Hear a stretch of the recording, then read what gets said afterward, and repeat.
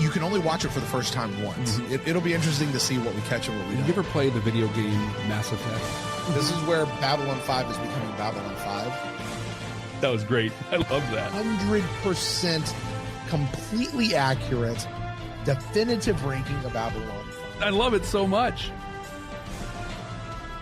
We're officially into it, Jeff. The year is 2025. The name of the podcast, Babylon 5, for the second time.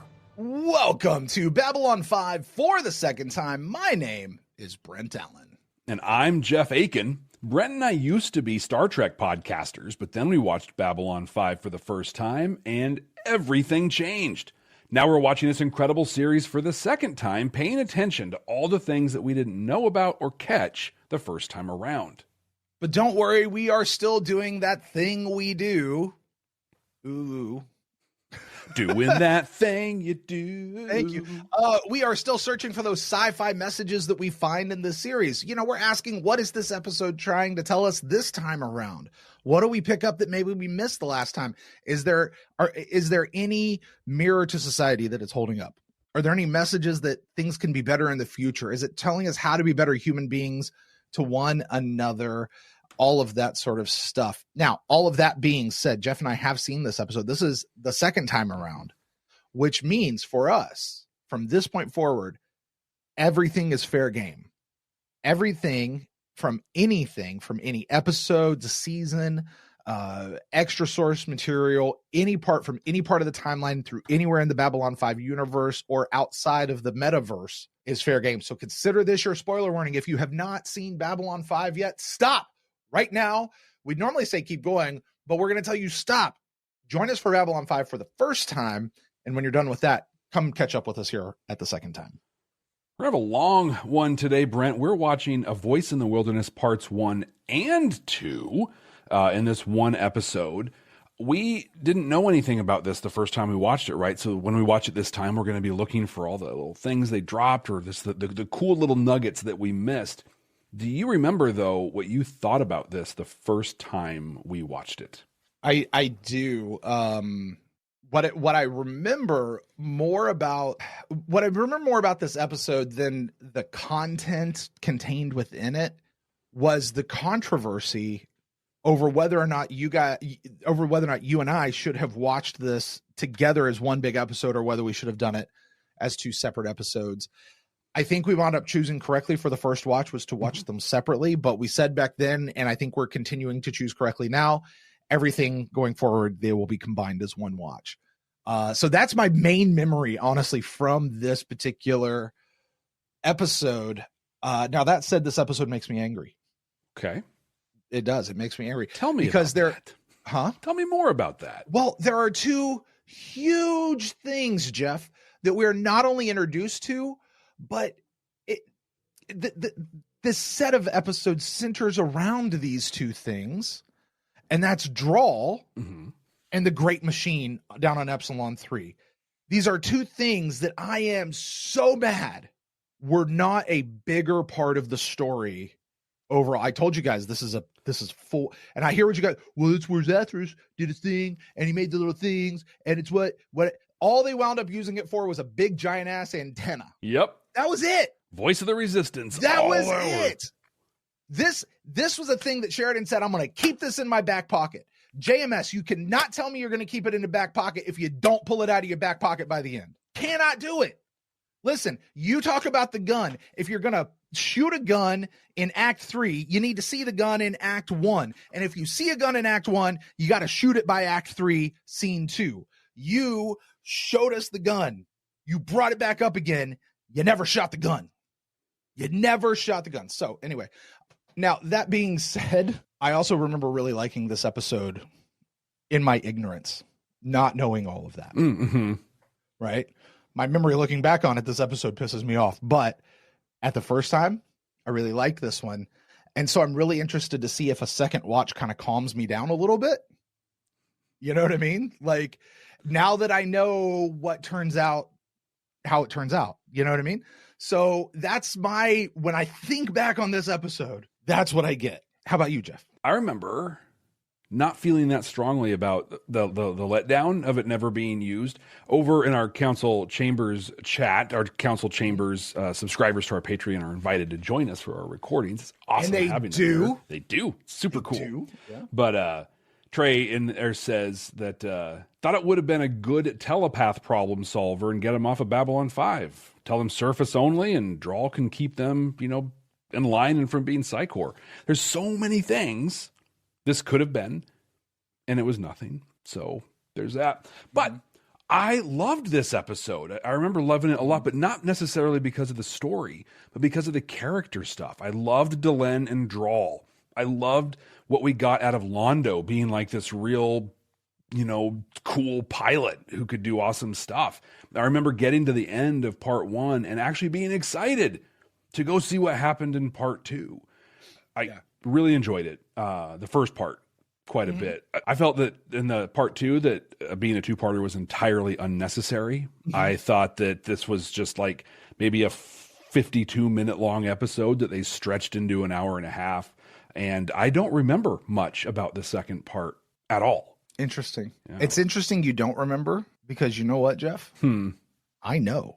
You do, don't At least I know what you said on our first watch. I don't know. I'm not inside your brain. I don't really know what you were thinking, but I know what you said. Would you like to know some of the things that we talked about our first time around watching this? Yes, very much so. Let's see here. Well, you really, really, really wanted to not see Drawl actually go out to the sea.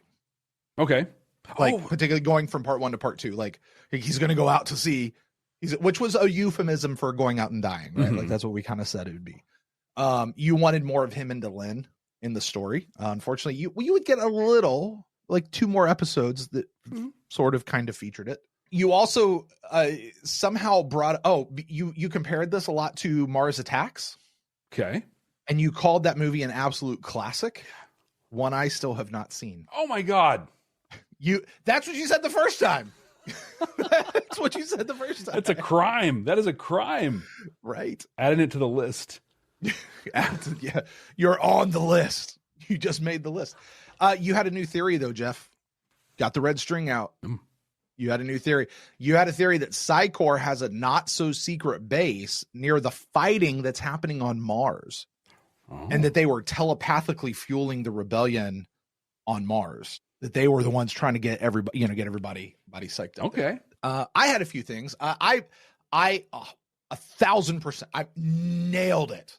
And I don't know how anybody else couldn't have nailed it, because to me it was so obvious. I called that Drawl was going to become the battery at the end of part 2. Okay. It just, that's what he was going to be. Like, it was all over the place. I pointed out the difference in the head bones on the Minbari. We didn't know that they were bones yet at that point. Right. Like, we were like, is it like a Ferengi headdress that they just throw back there? Because they don't look like bones. They look like there's something just set on their head, which is what they are in reality. I had a philosophical question we never came back to, Jeff, and whether you want to talk about it now or we want to save it for our after episode conversation, because I feel like this is this becomes a podcast episode of its own, where we're just discussing Babylon 5 in general. Okay. But I posited that Sinclair, Ivanova, and Garibaldi were Babylon 5's version of the Triumvirate Man. Like in Star Trek, you have Kirk, Spock, McCoy. Harry Potter, there's Harry, Ron, and Hermione. But, and here is it Sinclair, Ivanova, and Garibaldi. And for those which a person, according to, I guess, Freud, it's Freudian psychology, is made up of 3 parts. There's the ego, the id, and the super ego.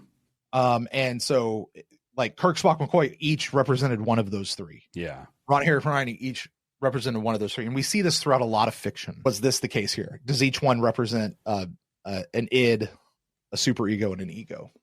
So, interesting to discuss. I actually have some insight in that when we get to the next segment. Cool. Well, then let's talk about that there. I like that. Sounds like there may have been some insightful observations there. Sort of. I hope. Yeah, maybe. Okay, sort of. Well, okay, maybe not. And this is where you embarked on a personal mission, Jeff. Okay. You embarked on a personal mission to prove that my theory that Sinclair was part Minbari was true. Yeah. One, because you said that the guy who was the battery before Drawl, Vern, yeah, he actually looked or he appeared Barn. to Sinclair. He That's appeared right. to Sinclair, and so that was a piece of evidence to you. But also that Sinclair could have been the one to go in the machine. Oh, Because there was that whole thing. And so you really sat out on this thing to prove that my theory was absolutely correct. okay. From, I guess, was that last episode or a couple episodes ago? Well, yeah, the last episode, yeah. So, Look at that. yeah. Mission accomplished, by the way. There you go. Now, Jeff, I listened to the episode. You had 2 episodes worth of research to do on your own regarding what JMS says about this episode. What'd you find out? Anything fun? In the first part, there are a ton. Like the JMS Speaks section is miles long. Yeah. But in a moment that might be shocking to a lot of people, I think that the fandom that he was interacting with at the time got, I don't know, a little pedantic around things, because like 90% of the comments are basically him being like, yeah, this is good TV and you show and don't tell. Like trying to explain, yeah, I didn't say that because we showed this. So it was a lot of that.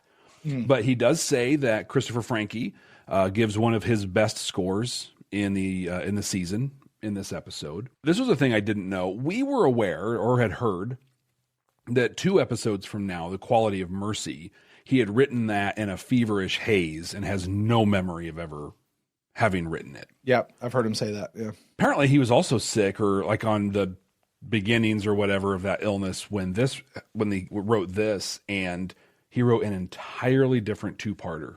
Stem to stern, wrote the whole thing. Yeah. And as soon as he was done, he's like, oh, this isn't good. And then he gave it to, Douglas and everybody else to look at, and they were like, yeah, this isn't good. So he put his head down, wrote an entirely different 2-parter. Wow. And what we see on screen is basically an acting of the first draft of that script. Because he didn't have time necessarily to refine it and do a bunch of stuff. Wow. Exactly. Okay. Interesting. From go, this was intended to be a 2-parter, not necessarily because of the scope and breadth of the story, but because 2-parters sell really well on the international market. Oh. And apparently this did. Japan, Germany, they're all one of the things we know from 90s sci-fi is it was a rule. Every season had to have at least one 2-parter. Yep. Now, to me, that always meant Sweeps Week. We're always going to do that during Sweeps Week. It's meant to boost your numbers and stuff, right? But that is just as good of a reason as any that I can think of. Makes total sense. So the context around, is it Sinclair, Garibaldi, and Ivanova? Garibaldi is the other side of the Londo coin. Okay. He says, it's an odd friendship, almost grudging. Londo has little to gain by cheering up Garibaldi, except a drink maybe, but he goes out of his way to do it because they're friends. So he really wrote Garibaldi and Londo to be kind of the opposing forces and didn't put him in a system with Sinclair or Ivanova. And then for part 2, there's a ship that comes through called the Hyperion. And we had a big discussion, Jeff, at the end of episode 1. Yeah. As far as what was, remember, this one ends like a jump point's opening, and then it opens and it show ends. Like that's the cliffhanger. It's like, who's coming through? And we had a lot of stuff. And when we saw it come through, we're like, oh. Yep. Okay. Well, that kind of continues. Every note that he had was about the Hyperion. And it's basically, I like it now that I know what it is. I like, it's a good way to, it makes sense in the story, but like in our brains, it was way higher than it's like, oh my God, is it going to be? No, but the Hyperion was a relic from the Earth Minbari War. And he was really clear that we will never see this design of ship again. For any practical reason, or just pure story of this is a relic from the old war? Just the story. This is an old ship. It happened to be close, hanging out in hyperspace. That's a weird thing to declare at such a point for any other reason other than it costs too much money to make in CG, so we're going to have to make something better. And here's the reason why we're never going to see it. Like, it feels like there's got to be a real world reason for that other than a story based. This is old. My guess is it didn't look very good. They're like, a real world reason that is perfectly acceptable. Perfectly acceptable. But that's pretty much what JMS had to say on this 2-parter. So well, you really boiled that down, didn't you? I opened it up. I'm like, oh my God, this is good. And then it's like, nope, just correcting something. Nope, telling him how TV works. Nope, arguing with this person over. Oh, here's a nugget. Here's a thing. Yeah, boy, if you argue with JMS, he will come back at you. Yeah. You know, that man does not let people have their own opinions of stuff. He will come back at you. Well, it's not. This isn't a show to have opinions about. He told the story. it's fact. Like, this is it. So JMS, I love you, dude. I really do. I have so much respect for you, dude. You're an amazing person. For joining us for the first time, welcome. We're super excited that you're here. Every episode is someone's first, and you picked a especially long one for your first time, so you get to really see the whole marathon in this episode. Because what we're going to do is literally watch the episode. It's going to pop up here in a second. If you're watching us on YouTube, you're going to see the reaction video, right? Like the kind of cut up and copyright protected thing or whatever. So we honor the copyright and give JMS the due that he is due in the whole thing. If you want to see, though, the full unedited version of this episode, you can get that at patreon.com/Babylon5 first. It's the number 5 and the word first. There is a link in the show notes that will take you to that. And hey, listen, if you're listening to us on a podcasting app, you're going to hear that reaction. And then we're going to catch up with you guys on the other side, where we're going to share a couple more thoughts. We'll talk about any new messages we might have uncovered throughout the course of the show. So, Jeff, let's go watch an episode, man. Let's do it. Accessing file. Here's the bad guy coming on the station first. Always. He even has the accent, doesn't he? I think he does. And then bad guy. Excuse me, perhaps you might help me. I'm looking for Ambassador Delenn. Could you tell me where I might find her? Of course. Stand by. We'll be right back. Are you ready to take your Babylon 5 for the first time experience to the next level? With our exclusive Patreon, you'll get access to all kinds of cool stuff that you can only find there. Our recording notes, unedited reaction videos, an exclusive Discord community. And you can even be listed as a producer of the show. Plus, we even offer exclusive meet and greets and hangouts. You won't find this kind of experience anywhere else. Get all these amazing benefits, plus the opportunity to interact with other fans from around the world. It's being part of a huge community where everyone shares the same appreciation for Babylon 5. Subscribe at patreon.com/Babylon5 first. That's the number 5 and the word first to get access to these incredible benefits. That's patreon.com/Babylon5 first. We can't wait to see you there. This way. He has a kind voice and a kind face, but just like the way he comes on, totally bad guy. Changing those seismic disturbances. Range to surface, 40 miles. Using miles in space, that's not something you see very often. Set for maximum depth. You know, these are people that I remember for some reason. Really? All that's like, in my head, we knew them from much later in the show. I have no controls here. Yeah, they don't make it to much later in the show because it was the dawn of the Third Age. Mankind. 10 years after the Earth-Minbari War. Shuttle 1, do you receive? Shuttle 1, isn't this a lot of fun? How was that? All of our readouts blacked out for a second. Same here, Babylon Control. It was some kind of massive power surge, right off the scale. Confirmed. We'll send 2 Star Furies ASAP. Stand by. Don't go anywhere. Don't go anywhere. If we could. Okay, we've got a while to wait. Who's got a deck of cards? That wasn't forced or anything. Nice theme with the Star Furies coming out. Hey, that Star Fury was upside down. We were told that the planet we're orbiting is stable, safe, and uninhabited. Now it appears to be none of those things. Incorrect. We still don't know for sure if anyone's actually alive down there. Doesn't worry you in the slightest? On the contrary, it scares the hell out of me. You know, he kind of looks like he just came Better back way from to go out there exploring in the ice cause of planet advancing Hoth. Scientific knowledge. He does. Yeah. You know? That's a very Is this a multiple choice rebel question? coat. I have some ideas. And we will agree. I love her. These are trade routes. Dang. Ambassador Jikar is angry much of the time, but even the greatest anger fades with time. My dear Ambassador Delenn, I am sure that for you this is true. But for Jikar and his people, they will do all that they can to destroy us until the universe itself decays and collapses. You know, those If two the things are not Nans all mutually stood together exclusive. in one place and hated all at the same time, that hatred could fly across dozens of light years and reduce Centauri Prime to a ball of ash. I want to talk about that Yeah, do it. in regards to Because I was Jakar. just thinking something. Go ahead. Yeah, and Jakar's arc, right? So she says, you know, it's the anger, but the anger fades. And then Londo says, if you put them all together and put their anger and their hate, it would blow up the planet. We see that play out where his anger does fade, and he grows, and he sees things differently, and he becomes a religious figure. But the rest of the Narn, for a long time, just so much hatred. You know, we think about them in in Cartagia's throne room, and they're just like, let's kill everybody. Let's name a new let's like Jakar our guy and whatever. But it just really makes me think like that they just laid out the story for Jakar and the Narn of letting that anger fade. There's a great line that Jakar says at some point where he says, "My people can never forgive your people, but I can forgive you." You know, and I think there's a great deal to discuss of the difference between an individual's anger and a societal anger, a mob think, a group think anger. And it shows just how actually destructive groupthink can be. Yeah. You know, I think every time we've encouraged groupthink, and usually we talk about that within the confines of a fandom, it's always destructive. It's never constructive. Right. Like ever. It's never, let's go pick up all that garbage. But even though, I think what it also shows, talking about hope that things can be better in the future, that actually you can get over your anger. And not even get over. Anger can fade, and that can be replaced, I'm going to bring out the word, with forgiveness.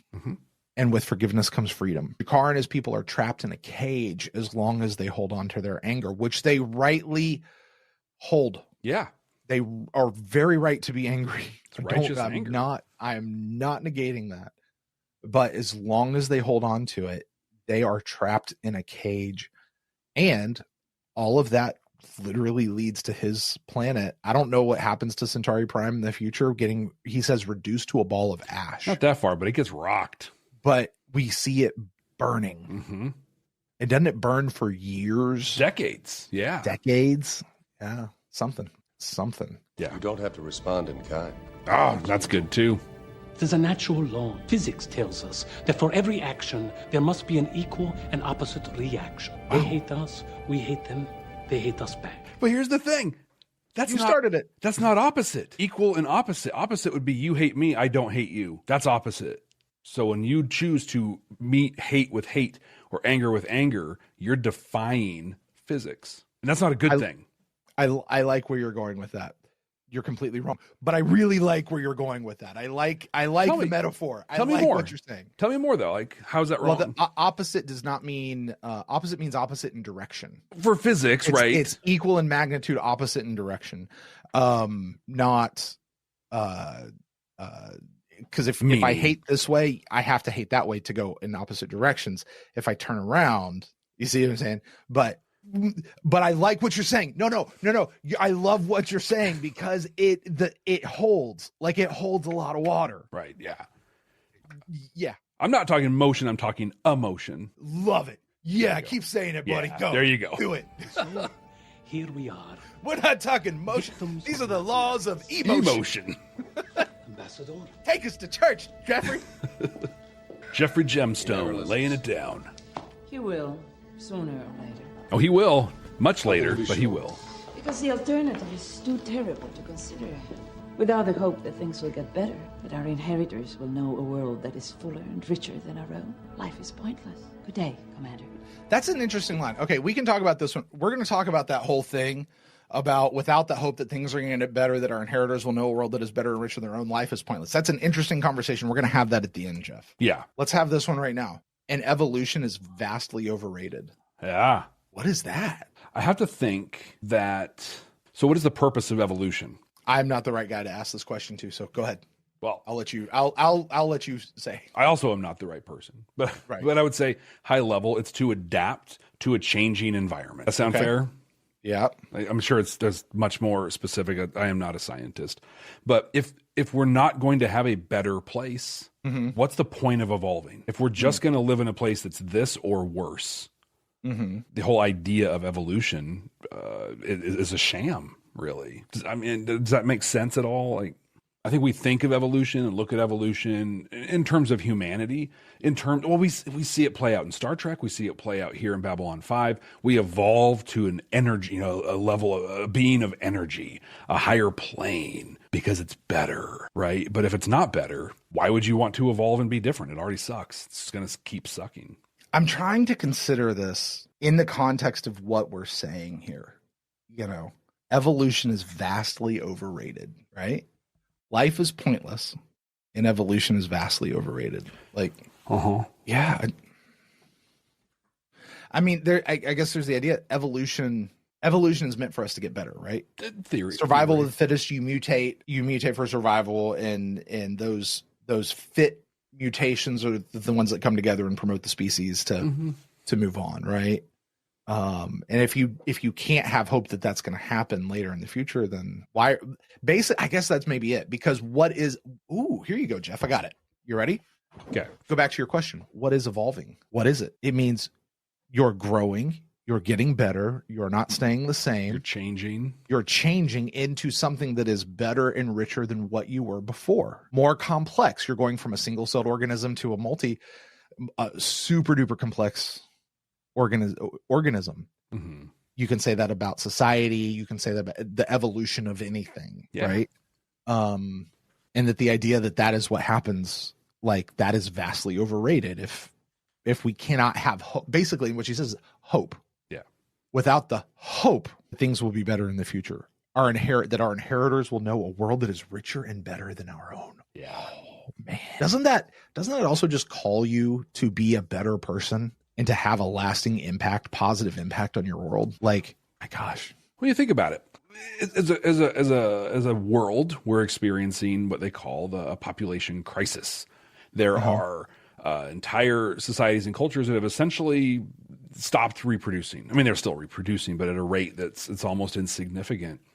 And what you hear, or I hear at least frequently, is I can't bring a kid into this world. It's. Mm-hmm. We're overpopulated. Resources are apparently scarce unless you're one of 4 people or whatever. And so people are choosing to not procreate because we evolve generationally, right? I don't evolve a 6th finger overnight. My kids and their kids and whatever evolve that new thing. And so I don't have hope. It's going to be better, so why bother? Yeah, I like what Ben and Becky both say in our chat over here. Mm-hmm. And says, what's the point of evolving if we don't at least try to get better? At least try. If we're not at least trying. And Becky says, yeah, what's the point of surviving and passing on your genes if everything just gets worse? If I could add to what Becky said, or just stays the same. Yeah, which I think is worse. Spock talks about this in the original series, that when you do not change, you die. You cease to exist in any meaningful way if you're not changing. Yeah.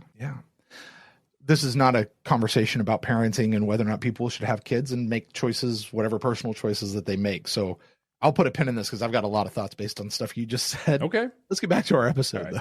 Let's have that conversation sometime, though. The signal seems to have diminished a little. I can't believe we didn't dive into that. Are you sure it's a beacon? Didn't. Well, once our instruments Didn't came back touch it. online, I was silver plattered. What is the third principle of sentient life? Look how excited she is. The third principle of He is the third principle. What is the third principle of sentient life? Draw. Incorrect. I love the look on her face. She's just so excited to see him. And it's so genuine too, right? This is the kind of actor that Mira Furlan was. And what we got in the end was just, but yeah. Incorrect answer. The third principle of sentient life is the capacity for self-sacrifice. The conscious ability to override evolution and self-preservation for a cause, a friend. Wow. Override evolution, which we were just told could be vastly overrated. Right. Is the capacity for self-sacrifice. What did he say right before that? He said something, the conscious ability there to it is. Override evolution and self-preservation for a cause, a friend, a loved one. That's I mean, juxtapose those two conversations. And evolution will be vastly overrated. So Becky in the chat says a great thing. Sacrificing oneself for the good of society isn't against evolution. It helps the population survive. But what we're saying, I think, Brent, and tell me if I'm wrong, but if the third principle is the conscious ability to override evolution self-sacrifice yourself for a thing and there's no hope, then your sacrifice in exchange for evolution is overrated. Like that conscious choice you did is an overrated choice because you have no hope. It's not a wrong or overrated decision. It's the absence of hope that drives all of this. Yeah, because if you're not going to have hope that things are going to be better in the future. Okay, hello, Star Trek-like messages right here. You ready? Yeah. If you're not going to have hope that things are going to be better in the future, then why try? Why try? Why try? Why do that thing where, you know what? I'm going to sacrifice myself because this is going to make things better. Mm-hmm. Right? What's the point if we're not going to be getting better? Yeah. Or staying the same? I would add to that, not just getting better, but also staying the same or getting worse. Like, why even do this if this is how we're going to go, if you have no hope? And I think this is one of the messages that we see time and time again. What is it that got the Bajorans through the Cardassian occupation? Hope. What is it that got the rebellion through the time of Emperor Palpatine? The Force, but also hope. Right? But that's what I mean. Like, as long as you have hope, have some, what, and Jeff, what movie is it? It was not Babylon 5, I don't think. But it's where they were talking about, as long as they have hope, they're a threat. As long as they have hope, they're dangerous. We have to crush their hope. I know I've heard that. I don't think there's any one. Yeah. That's a thing. But it's hope. Hope is a, you've got to figure it's a unique trait of humanity. We talk about the power of love, right? That's pop culture. That's the zeitgeist, the power of love. But maybe the power of hope is so infinitely stronger. One of the goals of propaganda is to squash hope. Mm-hmm. Make sure people know there's no hope. There's no chance of escape or chance of change or whatever. Yeah. Kill that hope, you kill the populace. Yeah. And I think we have seen that played out so many times in our own lifetime. Mm-hmm. An outside observer just looking at it and going, you've lost hope. You've lost hope. Or do we really all still have hope? And I would sit here and maintain, hey, hold out hope. There's always hope. Mm-hmm. If you ain't dead, there's hope. There's always hope. It is a commodity that never runs out. And even if you are dead, maybe you're dead because you had hope. I have hope that it'll be better, and that's why I will exercise the third principle of sentience and sacrifice myself. But then your inheritors have that hope because of what passing it along. There you go. I like it. This is why we love Drawl, and this is why it's such a gosh dang shame we didn't get more of him throughout the course of these acts.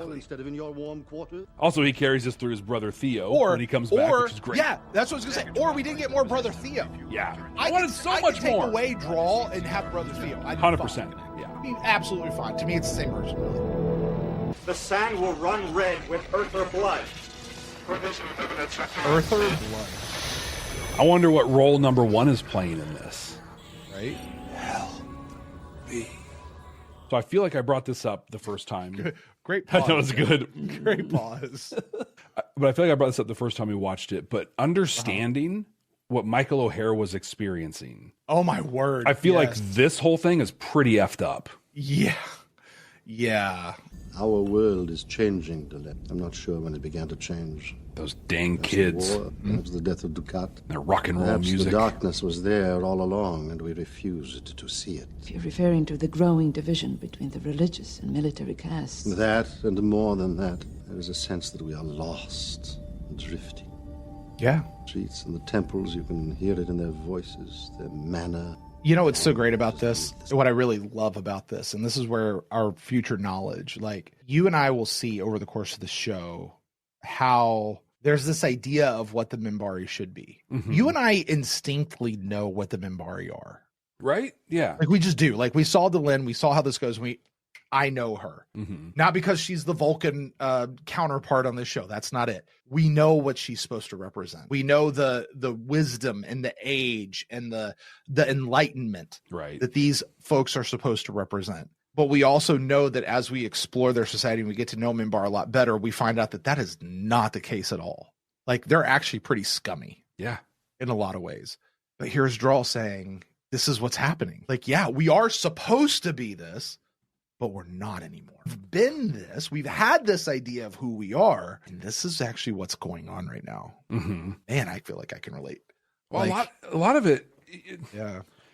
when there's a relationship, whether it's a societal relationship, family, whatever, and there's not great stuff going on in it, when times are good, that's fine. You can gloss over those things that aren't great or whatever. But as the pressure starts to come on, those flaws, those gaps really amplify and get big. And pretty soon that's all you can see. And ever since the death of Dukat, and really for a while before that, because the Minbari were starting to we saw it in the beginning when they were, joking on the Rangers and stuff. Mm-hmm. But the death of Dukat really just put that pressure cooker on society, and all their racism and narcissism and just awfulness is oozing out.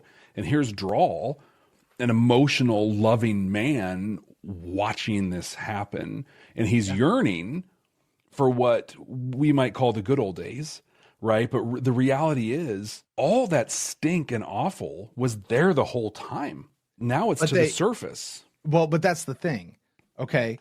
There's a difference when, all this stink and all this ugliness is here, but we've been able to deal with it. We I don't want to just say push it down, but we've been able to handle it.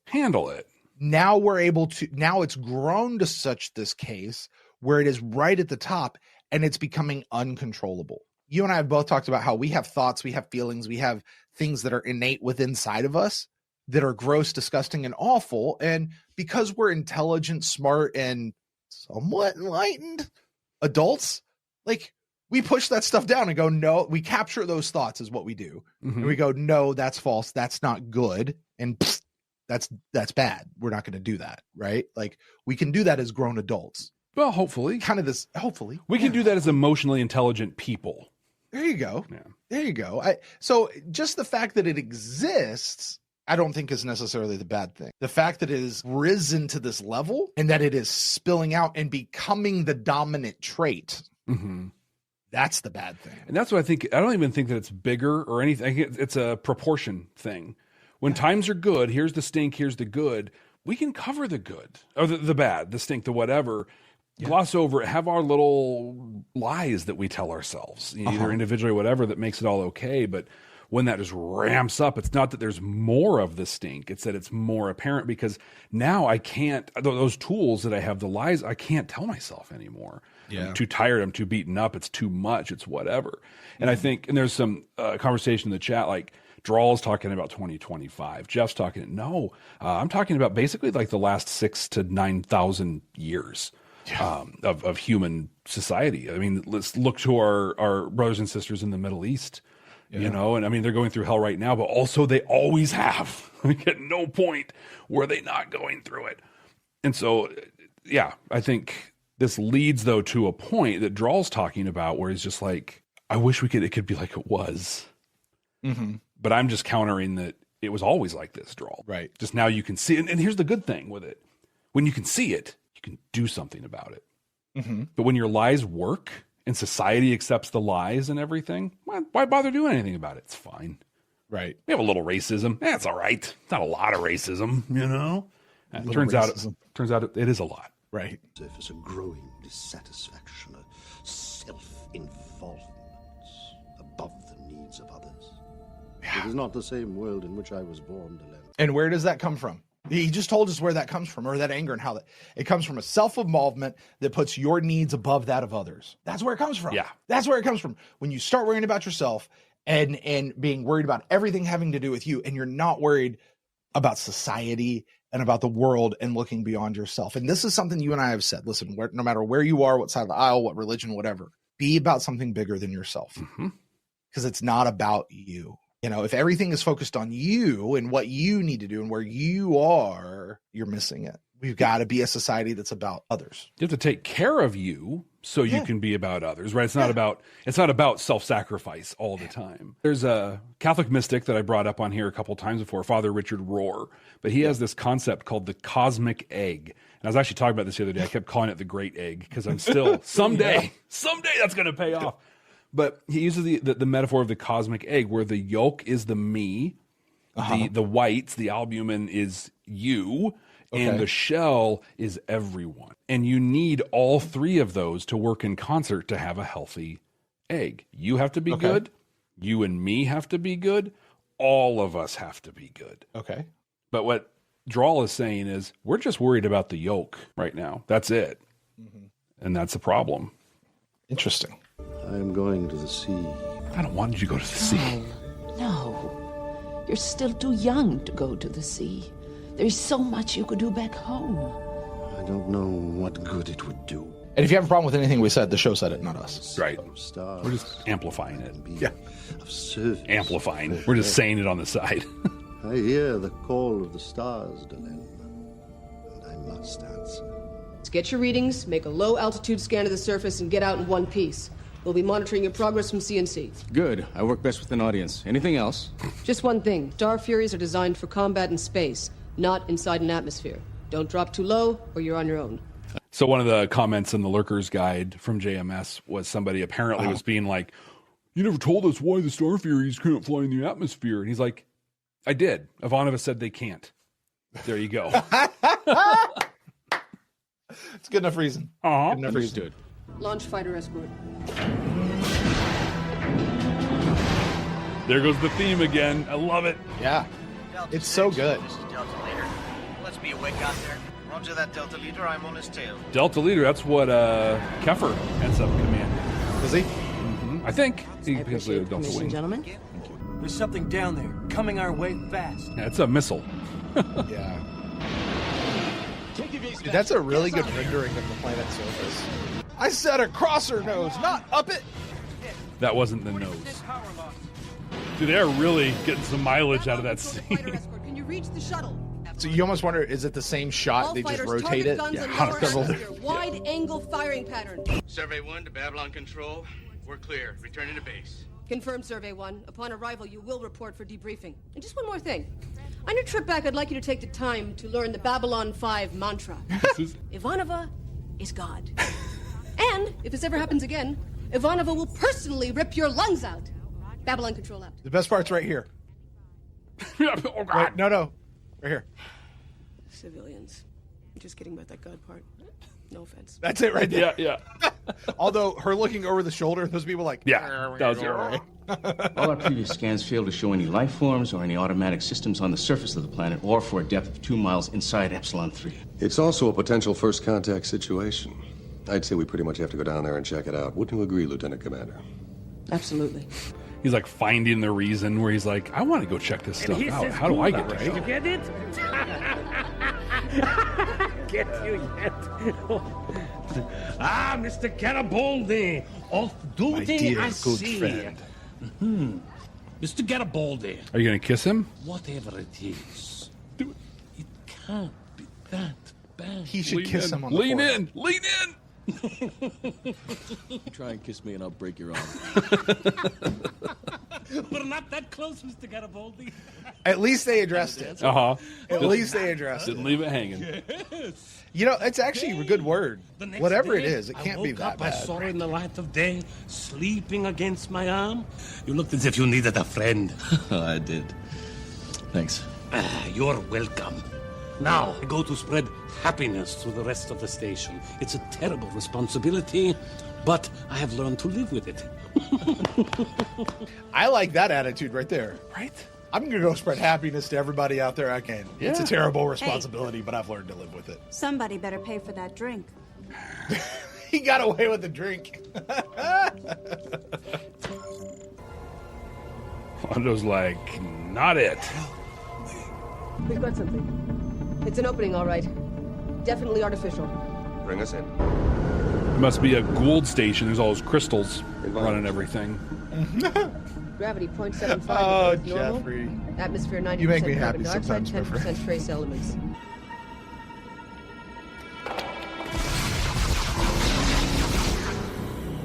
So now he's Indiana Jones. I was going to say, yep.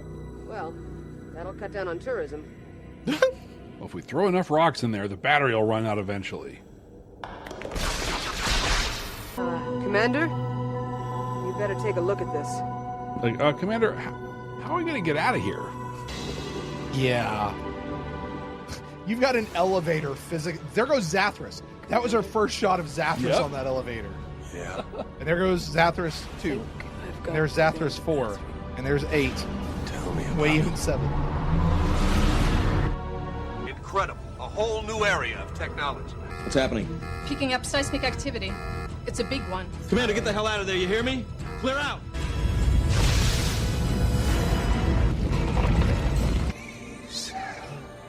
So at this point, is he just reaching out to anybody he can get in contact with? He must be.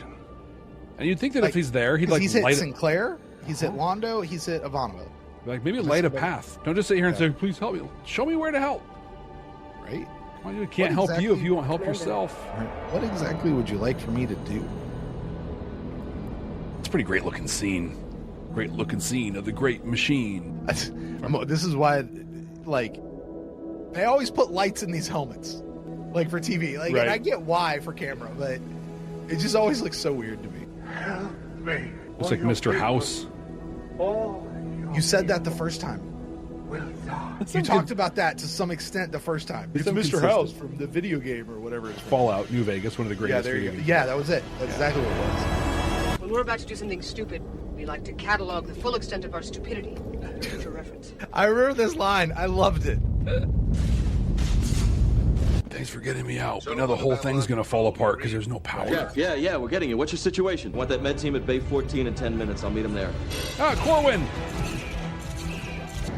So JMS said this is one of the best soundtracks of the season. It's been like 80% the theme. Garibaldi, it's big. Oh, yeah? The hell?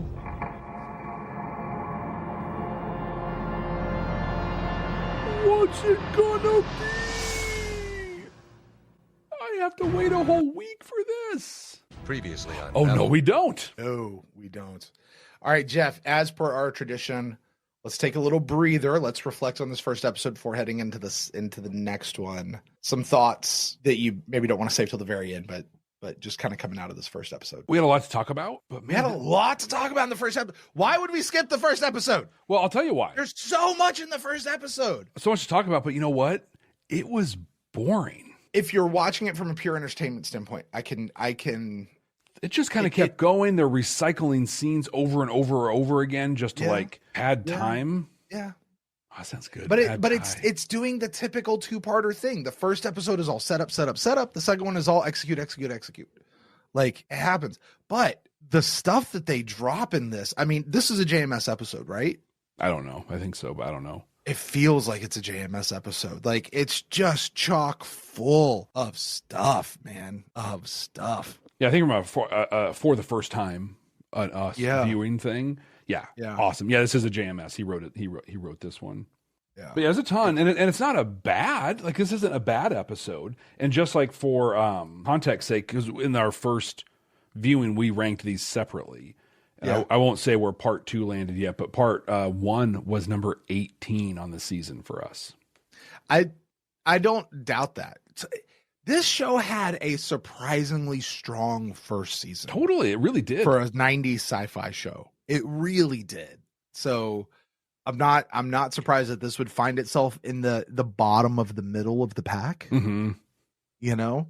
I just have to point out my own genius here really quickly. Before we watched the episode, I talked about how JMS completely wrote a 2-parter and then rewrote this one. And then I'm like, I don't know if JMS wrote this or not. Batting 1,000 right here. This is good. Oh my word. Yeah. Oh my word. What about you? What kind of other thoughts are you having? I mean, I feel you 100% on it's a bit of a boring episode, but this is one of those episodes that makes you chew on it. If you really study it the way you and I study, if you allow yourself to study it the way you and I study episodes, right? This would be one of those episodes we talk about in Star Trek that maybe is not a really great episode, but is a really important episode and is very message heavy. And I feel like they've set a lot of stuff up of just, I mean, the message of hope from Garibaldi having to have hope that something's going to happen with Lise, to Drawl and Delenn with the piece they're talking about. Sinclair is just Sinclair. He's just moving through the action pieces right now. Yeah. You know what I mean? And Ivanova's peak, making it awesome to watch. This is peak Ivanova. Absolutely. So yeah, from one standpoint, from another standpoint, there's a lot of good stuff to really chew. Oh, I mean, yeah. what I say 2-3 times, this could be its own podcast episode if we were doing that. It could be a couple of its own podcast episodes out of this. Really could. Really, if we're going to peel off this piece or peel off that piece, really could. Jeff, we've got a whole other episode to watch. We do. It's an Earth Alliance heavy cruiser. Babylon control to Earth cruiser. Nothing personal. Mr. Worf, fire. Any help. Affirmative, Babylon. It won't fire, sir. Oh, Ron Canada. I remember this dude. Ellis Pierce, the Earth Alliance Starship. What are you talking about? That's Hyperion. Captain Ellis Pierce. We are assuming control over this situation. We have assumed Please control. stand by, Babylon control. I don't think it's a bad looking ship. It's very It was the small dawn looking. of the third age of mankind. A whole new and potentially revolutionary technology. Based on what you described, the civilian and military potential is staggering. Imagine doing We your can take job. care of it ourselves. You write a report, now, and all of a sudden people come in to just take over your But job since this because is neutral territory, every race on this station is going to stake a claim to what you found down there. Enjoy the accommodations, Captain. I'll do everything I can to make sure your stay here is a brief one. It is a brief one. I like that. I like that he dismisses the captain. Uh-huh. He, a commander, dismisses the captain because he would outrank him here, right? Exactly. Yeah, he's the commanding officer. Earth Alliance President Luke. Ever since the war, Earth Force Command has been obsessed with getting their hands on new technology. Okay, Now I that kind they of have like the this chance- senator this run. When I assumed Yeah? command of Babylon I didn't like him the 5, first I was time around. I kinda personally like him this assured run. by President Santiago that I had final authority over this sector. It's the best I can do for now. Commander, I will be in touch. He does a good job showing that like he's a man of power, but doesn't have a lot of power. Right. There's only so much he can actually do. Because you can't get near the planet's surface without a properly encoded jamming device. What? Why wasn't I informed? You didn't ask. Commander, I demand you turn over this jamming device at once. It's being repaired, but I'll see what I can do. Babylon control out. I'll give you the Commander, raspberry. We didn't use the jamming device. We don't even No have one it. gives me the I raspberry. know, but he doesn't know that. With luck, it'll discourage him from sending any more ships down there until we finish working this out. Commander, if that planet goes, it'll take us with it. The Hyperion can get out of the way. We can't. He'll take you in a lot more We'll be with it. ripped apart. Because there was still someone running the show. Yeah, you brought back. Exactly. As long as he remains unconscious, the system keeps running on automatic, heading towards self-destruct, without anyone to stop it. All right. I've just realized something. Yeah. I got to save it to talk about at the end, though. Okay. But let's just say this is that moment for me where my respect for this show, this episode has just gone from here to here. All right. Okay. Like, beautiful. Oh, I'm in love. Oh, stay tuned to the end to find out what Brent's going on about. Here we go. So, if we go down there, it blows. If we don't, it blows anyway, just a little later. It's a good thing I'm Russian. We're used to hopeless situations. Good. Gotta get More her hope. Russian. Yeah. Oh, right. More hope. Yeah. Right? Lieutenant Commander. Michael, I need you sharp. You can't go off like that. Damn it, Jeff, what the hell am I supposed to do? I've Be a felt professional? this helpless before. The one woman in my whole life who meant anything to me, and she's back on Mars. And I'm pretty sure him slamming that dude's face in Either the way, I bar can't totally think. changed his The opinion planet on we're Mars. parked next to is about to go up like a Roman candle. What am I supposed to do, huh? Arrest it? Mm-hmm. If we have to evacuate, you know we'll never get everyone off the station. Nah, you're talking this. Not Ambassadors, women and children, civilians go first. Some of the command staff will have to stay on board until... I'd appreciate it if you could make sure Ivanova gets on the last ship out. She'll want to stay, but she's got her whole career ahead of her. I love that he's looking out for her here. Mm-hmm. She'll be on it if I have to drug her and toss her in before the doors close. I mean, some of that's like she's the young one. Right. Don't let her be stupid. You know. This is totally where that triumvirate thoughts, those thoughts came from, with stuff like that. Absolutely. Look, this is a I like that they're still restricted flooding area. it with You're not gas. allowed in here. Like, it's a cool he's look. the but- one. I heard him call my name. I like that Delenn just ignores Franklin and does it anday. Like, Drawl's Stay right one there, thing. okay? Stay still. Delen's just like, whatever. Oh, I've got diplomatic immunity. You planet below, do not let her destroy you. All right, Yoda. Man, that tongue is weird to see, like, coming through that prosthetic mask. There is. This might be one of the times where I'm like, they could have done better on that makeup. I got like, your message. usually What's Babylon up? 5's makeup is Dr. Franklin's stellar. reporting the patient's That one, awake and not so confirming much. our information. It was really If any stiff. ships land on the planet, it will self-destruct. Commander, it's not your decision. He had stank Where on we that going? commander. What are you going to do? Shoot us down? Maybe. Yeah. Required to protect this station? Yes. Lieutenant Commander, put Delta and Zeta flights on alert. Stand by for immediate launch. You can kiss your career goodbye. And if you go down there, we're dead anyway. Yeah, you go down there, will be kissing more than my career goodbye. You kissing Lieutenant my ass Commander, goodbye. open fighter bay doors. I do love Fighter bay door's how eye. Pierce is just sitting there, like, just waiting to look judgy on the Stand by to screen. launch. Michael O'Hare can stare a brother down, can he? Status. They're canceling I mean, the launch. Just like I love Bruce Boxleitner. I love Bruce Boxleitner. We've got a ship coming through the jungle. Michael O'Hare can stare a dude down.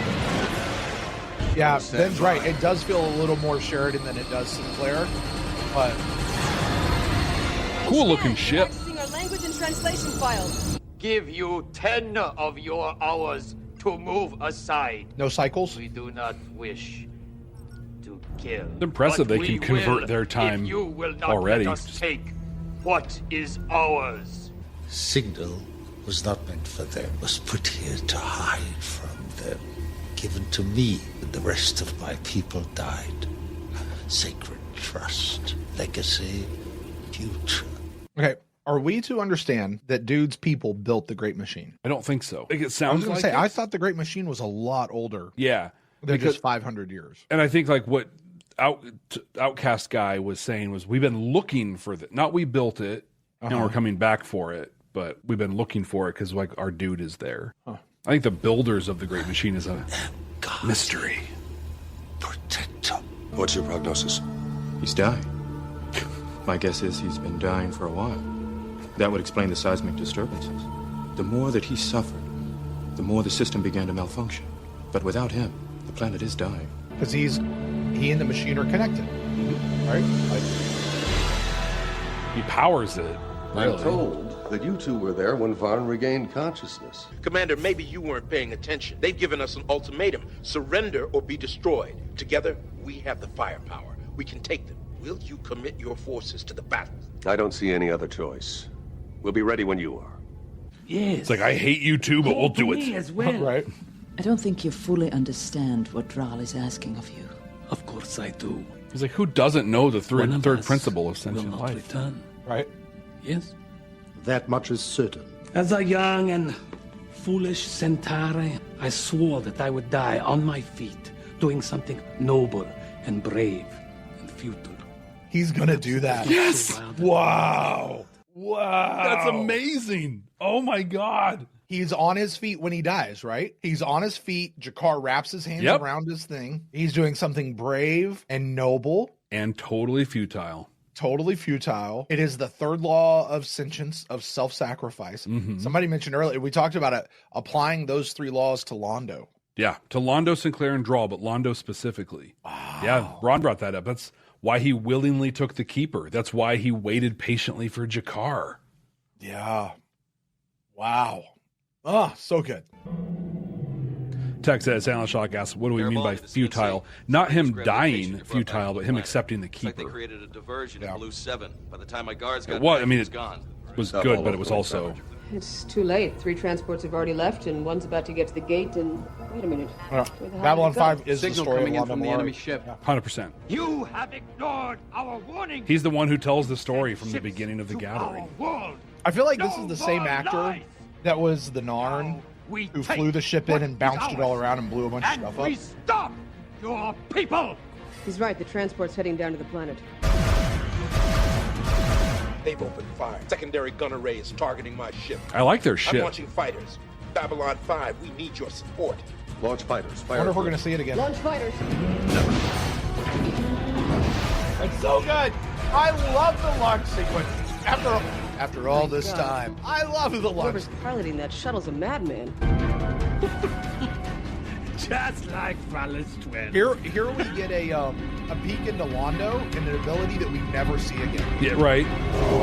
Like, he's a pilot. The defense system isn't firing. He's letting them in. Look, I've got to do something, Jeff. Beginning descent. Yeah, they have Varn on the You can ship. catch them at maximum thrust. See if you can buy me some cover.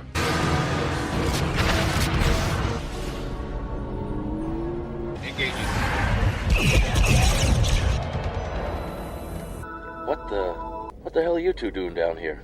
All my life, I have searched for a way to serve others.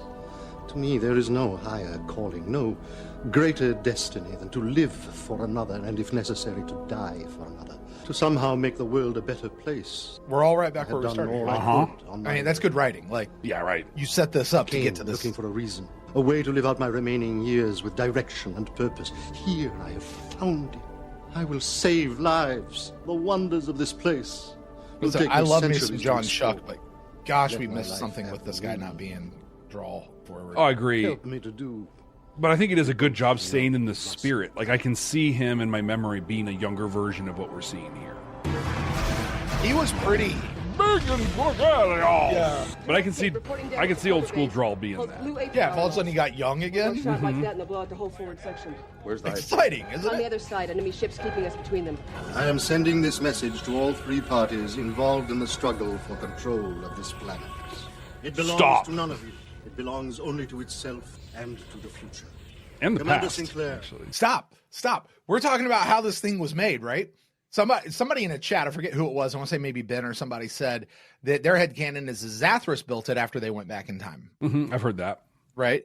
But we've also, it was 500 years. War Without End does say the machine's only 500 years old, and it really ought to be way older than that because it's supposed to be recording stuff that happens and stuff, right? What if, Jeff? What if it actually comes from the future? Oh, it belongs to the future. It itself is a thing from the future. Just saying. Secrets buried here must remain secrets. They would give any race an advantage over all others. I feel like that's what the road home should have been about. None should gain exclusive the Great Machine. Yeah, that would have been really cool. We entrust the safekeeping of this. But you do the time hoppy thing to go visit everybody. Yeah, you do the same thing, but just have it center around your that. guidance, Commander. Understand this. I will blow you up. The defensive systems Real good. on this world are now fully operational. Do not attempt to come here again. Somebody better get Pierce on the link. Commander, the enemy ship is moving again. It's headed toward the planet. What, didn't they get the message? They got it, and I don't think they believed it. It's a little thing we like to call F around and find out. Right? A very Reaper-like shot. We should know very soon if the machine has truly accepted him. Oh, so we're not done. Not. This could go south. Goodbye, dear friend. In the moment, Drawl is the most sentient of all. Perhaps At the someday end, Londo is the most I sentient may of all. see you again. It'd be cool if he had a little smile. Just curl a little smile there. President Santiago confirms that you have primary jurisdiction over the Babylon station and this sector of space. My, regrets if I exceeded my authority. Apology accepted. Have a safe trip. Will do. Hyperion out. You know what I love about that? What's that? Under duress, they worked together.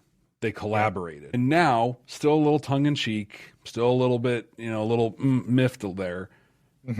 Some respect.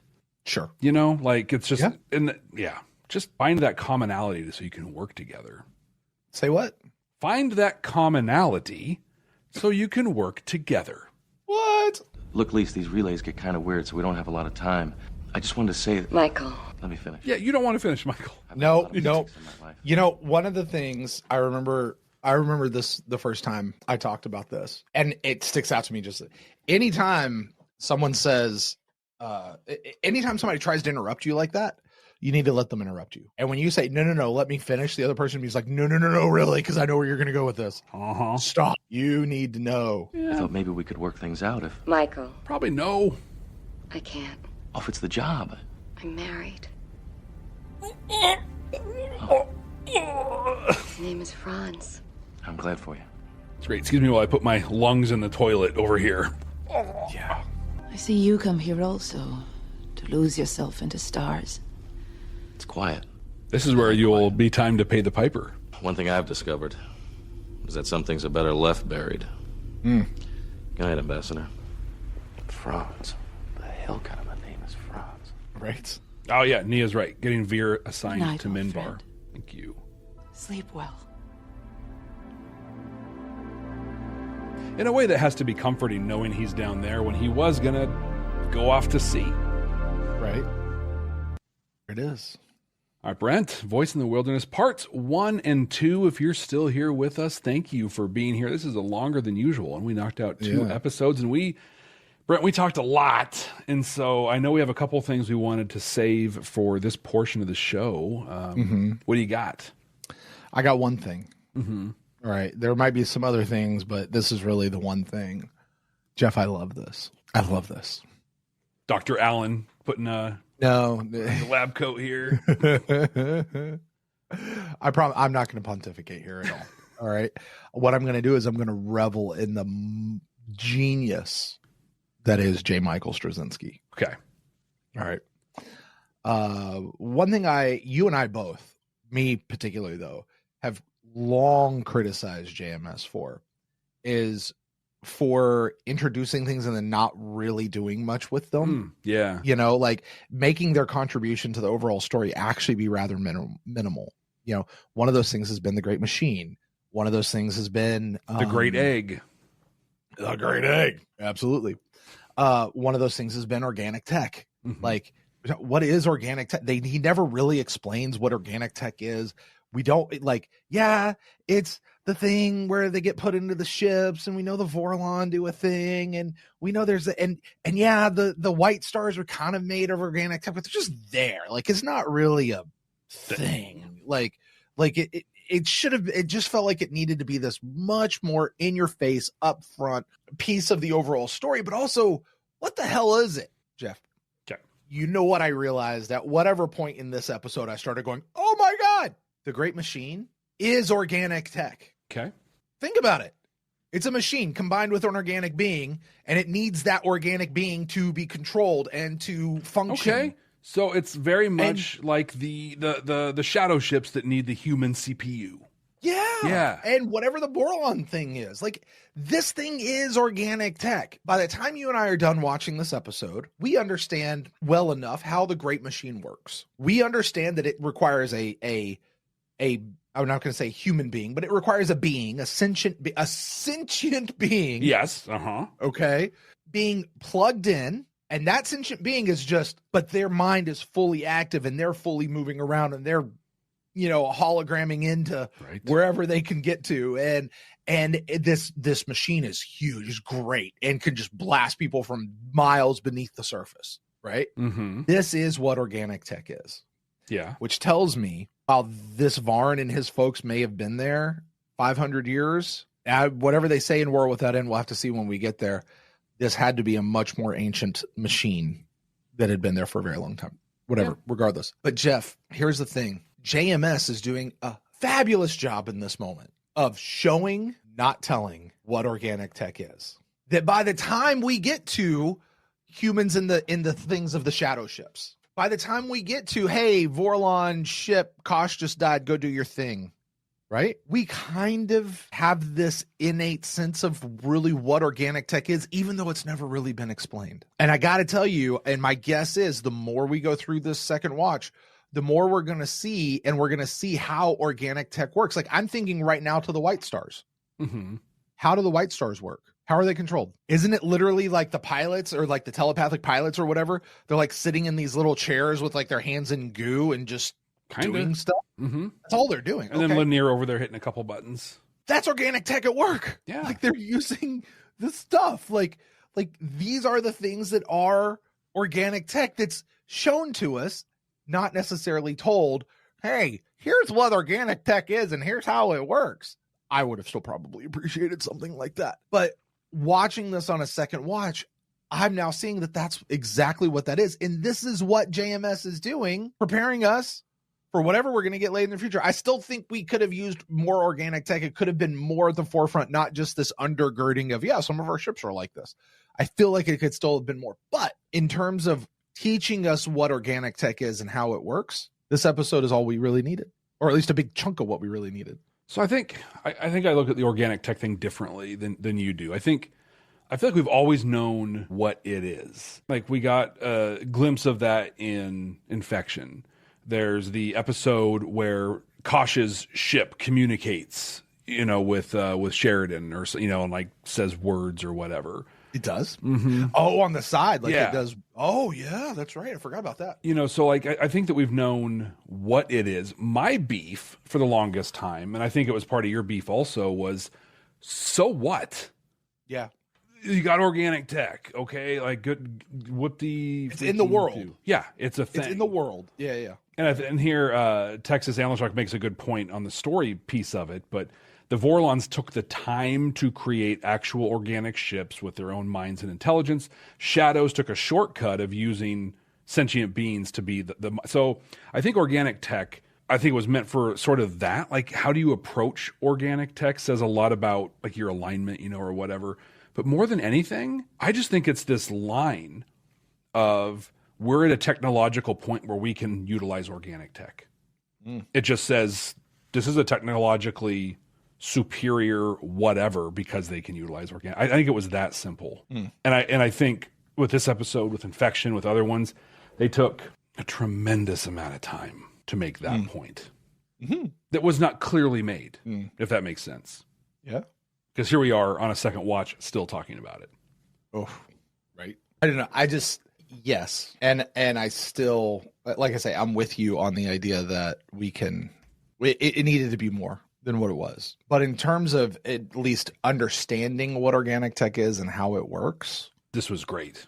This is what told us. And that's the thing I think I like. This told us what organic tech is, even though at least Brent didn't realize it his first go around that's what it was doing. Yeah. So anyway, I hella respect out of something like that. I really like that. So that's cool. That is exciting. I know we said a few times like, hey, we should talk about that later. We should do whatever. Did we have anything we wanted to discuss now at this point? Or did you have something you picked up on and wanted to dive into? No, I think we talked about it all during the episode. Yeah. I think from a messages standpoint, there was some stuff we both captured to talk about later. We talked about it during the episode, but I think the thing that we picked up on this time around that we really didn't the first time was just the emphasis on hope. Yeah. And I think we dissected that pretty thoroughly in the episode itself, but watching this a second time, it's shocking to me that we didn't pick up and talk about that a lot on our first watch, because I feel like that is the message of this two-parter. I think hope, you're right, it is the message of this two-parter. It is the thing that resounds all the way through from the moment we meet Drawl. Not before we meet Drawl, from the moment that Delenn is having that conversation with Sinclair and Londo, Ivanova, I don't know, whatever, earlier, where she says really that fantastic line, without hope that things get better and that our inheritors will inherit a world better than richer than our own, life is pointless and evolution is overrated. Right? Without hope, basically, life is pointless. Yeah. What are we doing? Drawl comes in. What's the third principle of sentient life? Self-sacrifice. He's going to self-sacrifice himself. Why? For the hope. He's drained of hope for his own people, but he has a little bit of hope left that if he does this, it's going to help fix his people. Yeah. And his for what friend. they should be. Exactly. Yeah. He has hope for multiple layers of the egg again. And what does Delenn say right there at the very end? I didn't write it down, but what did she say? I didn't write it, but she's talked about that. Self-sacrifice for a friend. Hey, here's a question. Because of him doing that, do you think that somehow gave Delenn a little more hope? Absolutely. She was about to lose her friend. He was going to go to sea, but him sacrificing himself for this thing, it's like, it's sad, right? It's sad he's gone, but he's also right there. But what does that inspire Delenn to do? What are you thinking? It inspires Delenn to carry on the work of making people better. I was going to say, I think it helps inspire her to do the chrysalis.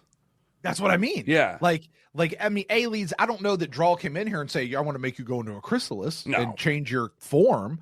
But because he did this, it left her with a renewed sense of hope that things could be better. Yeah. And gave her the courage to do what the right next step was for her, which she determined was to be the own self-fulfilling prophecy. Yep. She is going to fulfill the prophecy because that's what she wants to do, because she's Delenn, and damn it, she's going to do whatever Delenn wants to do because Delenn's a badass, man. She is.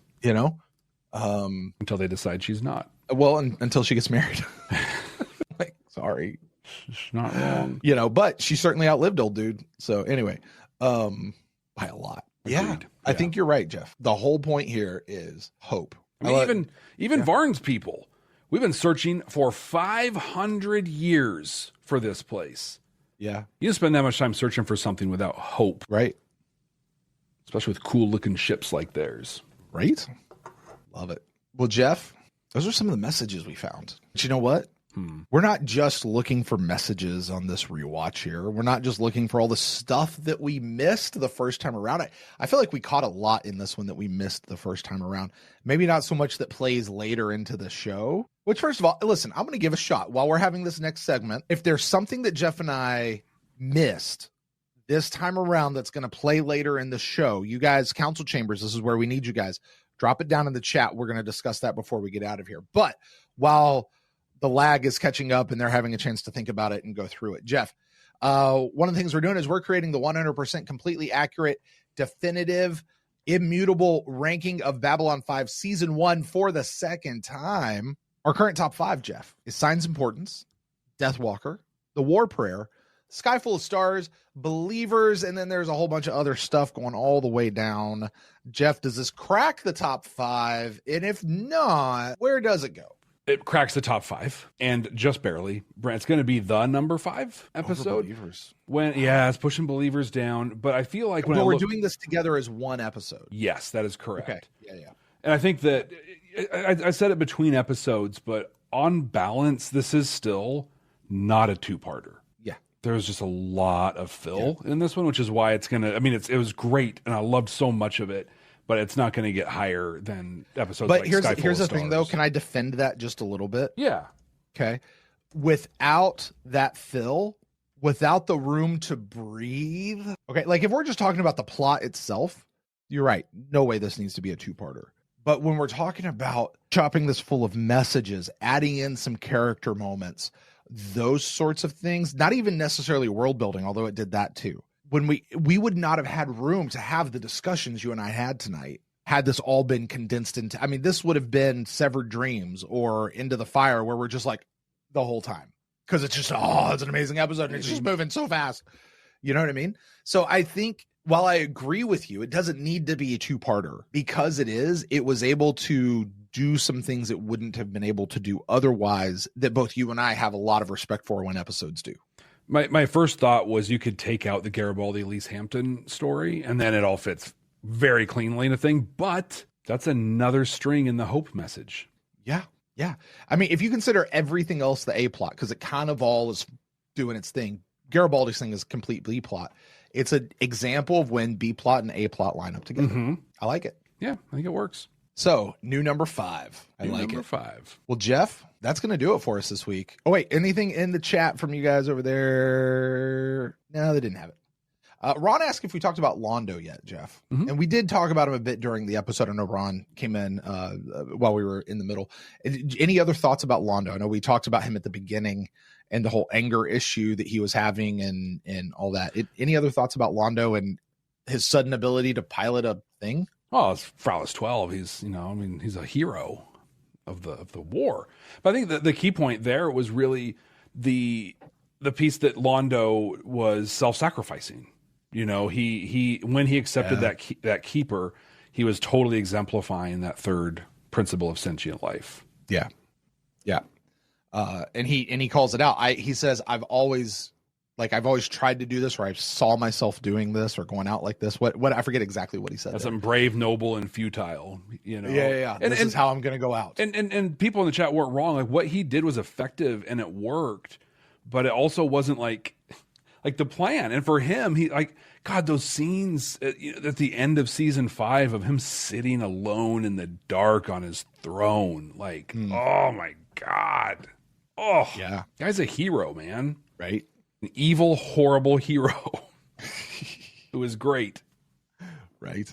Well, Jeff, that's going to do it for us this week on A Voice in the Wilderness. Put this one into the books. Second watch, done. Next week, Jeff, buckle in, buddy. Strap in. We've got a big one. A huge one. Babylon Squared. Now, Jeff, I need you to contain yourself because what we're going to talk about right now is not what you thought of Babylon Squared. What I need you to go all the way back to when we watched Voice in the Wilderness Part 2 for the first time. And we first heard the name of the episode, Babylon Squared. What did you think it was going to be about? Luckily, we have these episodes in our podcast and YouTube feeds where I can go back and see what it was. And I did because I'm a professional and I prepared. But I thought that Babylon Squared was going to be a copy of Babylon 5, maybe a little out of phase. It's going to show up and there's not going to be anybody on board. And then they're going to go over there. They're going to find clues and hints. We're going to learn, ultimately, Brent, I said, we're going to learn about the history of the prior Babylon stations. You were so close. I know. You were so close. The only place where you messed up was there's a copy of the Babylon 5 station. No! Right.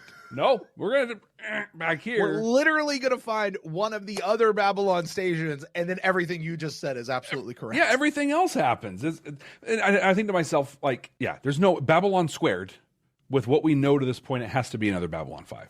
Yeah. Until it isn't. What did you, my friend, predict? Well, I said I came up with this very clever and unique story all off the top of my head that I think just would have made it would have made a good Star Trek episode. You think maybe? Actually. Yeah. What I said was there's going to be 2 Babylon 5 stations that are existing in different phases, but they're sharing like a power source or something. And when they don't understand that each other is there. And basically I did the whole Voyager episode with the 2 things. And that's where I went with it. And if you don't know what episode of Voyager I'm talking about, you really should go watch it because it's a fantastic episode. I forget the name of it. Jeff probably knows off the top of his head. I don't. Oh, Jeff. I know. Man. To be really honest, in the past season 3. In the past 3 years, I found myself watching less and less Star Trek. And not like because I don't had time for Star exactly. Trek. It's not that I don't want to watch it. It's just that we're doing all this other. We're doing this. Stuff. All of my TV watching time is wrapped up in Babylon 5, Stargate, and Timeless. Lately is really what I've been watching. No, you're right. There's a lot of TV I haven't been watching outside. Like I watched the new Star Trek like pretty close to as it comes out. Yeah, but that's about it. I will tell you what I did just watch though. Yeah. In real time. Here's what I just watched. I got to watch the Voyager documentary. Really? Oh, because you were one of the I was one of the backers, and I got a digital release for it. I won't ask you to spill any of the goods. I'm eager for that one. Are you? Yeah. Are you? I did the thing where I stopped the credits at the end and I looked for my name. I was like, yeah there it is. Like zoom really big. Yeah. So. Awesome. Well, hey, everybody, we're going to see you next week. Thanks for joining us for this incredibly deep view of A Voice in the Wilderness. I'm looking forward to next week. 3-hour recording here, Jeff. Yeah, here's the thing. Raw recording here, we just eclipsed 3 hours. I think YouTube's we're going to hit this. This will be right around an hour, maybe give or take a few minutes. But And shout out to our incredible council chambers, most of which stuck around this whole time also. Yeah, you guys. You're amazing. You're so cool. That's great.